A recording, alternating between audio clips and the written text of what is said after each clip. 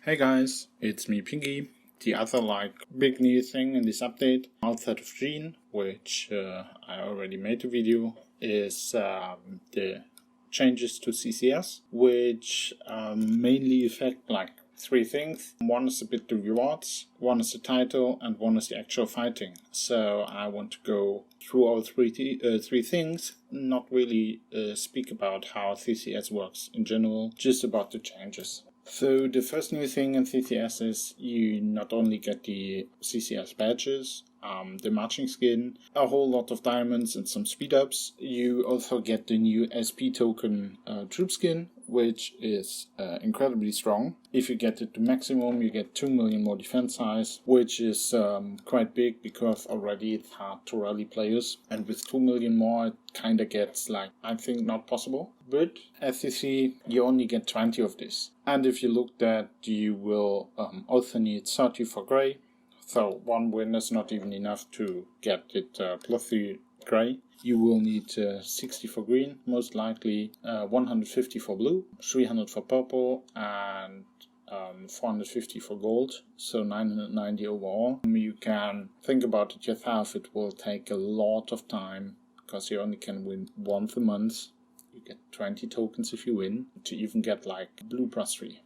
But I think already green plus 3 with 18% total attack reduction is kind of good, and you will notice this. So I think this will encourage people again to maybe win CCS. Because a bit of the problem is outside of this, the badge for sure is better than a normal badge in gold, which gives you 25%, but often you only have one-line attacks. So it's a good badge to defend, it's a good badge for our ultimate tournament, and a few times you attack with 2 troop types, it's also better, but it doesn't make that big of a difference. While the troop type, the SP troop skin is fully passive. The march skin, I don't think anybody still needs this. So this is the, let's say, reward side of it. Then we have as a new rule that each alliance can only have one champion. So let's say in depth, for example, we have right now Flying Dutch and Hellboom. Next CCS, whoever has the first time slot and will win it, if both would win again.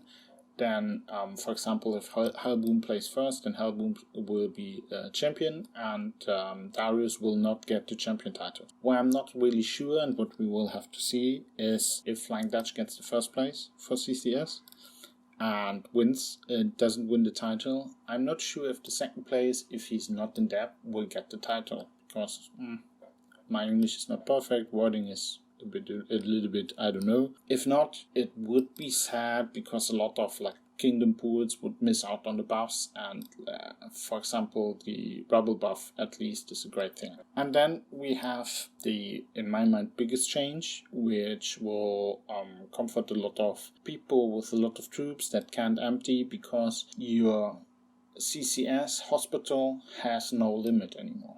So you can lose all the troops you want, and they will all go into your hospital, but you have to heal them all. Think about this, healing T4, for example, is not very cheap. And before you can relocate the kingdom, don't get too happy now, you need to be down to your normal hospital size. So if you can put 500k into your hospital, but you have 1 million in, you need to heal 500k before you can jump. This is also a good thing, because outside of this, people would zero themselves in CCS and then would jump kingdom and wouldn't be good. There's another nice thing which I like about this, because the endless killing of alts doesn't work like this anymore.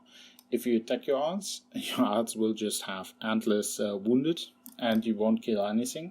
If your alts attack you, then you will only kill 40% of the alts troops, and 60% will go into the hospital. You need to heal them again, attack again, and so on and so on and so on. Killing your own alts and getting tokens like this got more complex. Now you can't farm tokens as easy anymore like this. It's a good change. But also be aware, if you have a whole lot of troops and you are not really strong and you have a max count on the map, be aware that even if you defend, and normally your casualty is 0%, if they have, for example, the Killing Dragon and Night King, then they have around 25% casualty rate, and if they 200 million you and lose only 8 million on their side, it's still a big win to rally you. Outside of this, I think thanks to this change, most of the action will go to rallying the city and not rallying the player that holds the city while being lotless, because rallying a player is now a lot more risky, because if he defends well, you will lose a lot and only wound a lot on the enemy side. Still, healing millions of T4 after CCS will consume a lot of RAS, a lot of speed ups. Be aware of this. Overall, I like this a lot, because CCS is one of my favorite game types, and so far most players didn't join, and I think now a lot more players might try. So hopefully see you in 2 weeks next CCS.